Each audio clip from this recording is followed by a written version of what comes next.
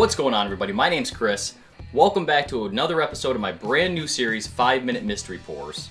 What I do is I draw a number for a blind sample that's already been pre-poured for me. It can be anything open in my bar, that's the rule. And I have 5 minutes to guess the age, proof, distillery, and bottle if I can do it. So we're gonna do that, see how accurate I am, and hopefully this is gonna help train the palate a little bit. So let's go right into a number here. I've got number 2.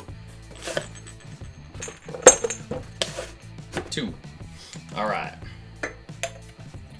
Clear this off here. Alrighty. Number 2. So my wife poured these ahead of time for me. Can be anything open in my bar, which is about 100. 100 bourbons slash rye slash scotches, everything else right now. So this is a light color. Not too many legs.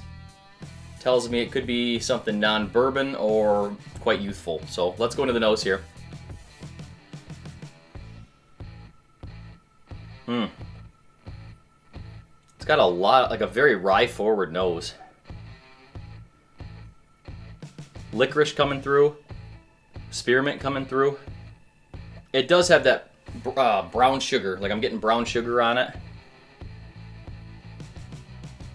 So that bourbon sweetness, with the vanillas and caramels, almost like a toasted caramel.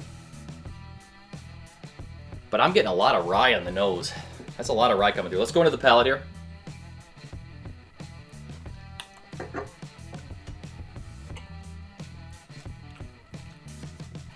Pretty decent. Not too bad. With how light it looked in the glass, I was a little worried it wouldn't have much flavor, much kick, but it's just a lot of vanilla caramel, honestly. The brown sugar's there, but more on the nose for me. That licorice and spearmint, too, is still there a lot on the nose. It's really making me think it's a rye whiskey.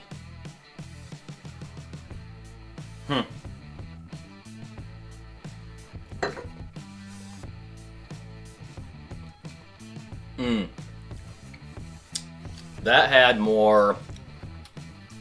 I got that kind of Buffalo Trace profile on that sip, where it's kind of that sweetness. I always describe it as like a Splenda cherry sweetness, but it's not super strong.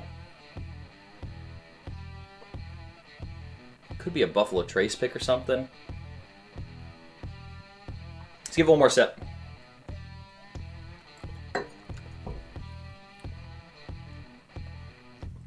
It's decent. It's decent.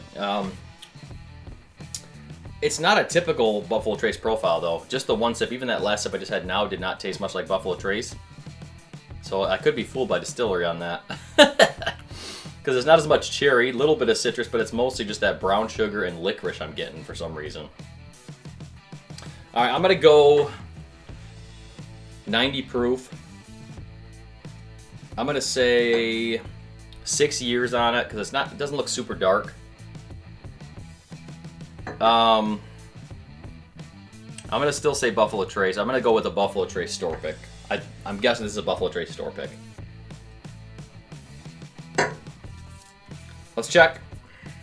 Sample 2.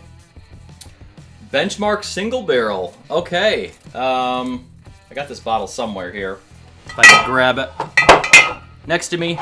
Hold. Benchmark single barrel. So these just dropped in Michigan, and I've broken into them a little bit, not too much. I probably had 1 or 2 pours out of this now, but I'm glad these finally came after like 2 years not being in Michigan. So I was right in the Buffalo Trace, but hey, if I thought this single barrel was a Buffalo Trace store pick, that's not too bad. Obviously each single barrel is going to be different, but with benchmarks, that's supposed to be like a $25 bottle, so it's not close to what a Buffalo Trace pick is around me. Is around 40 nowadays. So, but not bad. Really not bad. I'm not sure age on this. I don't think they disclose, but it's probably more around the 4 to 6 year age.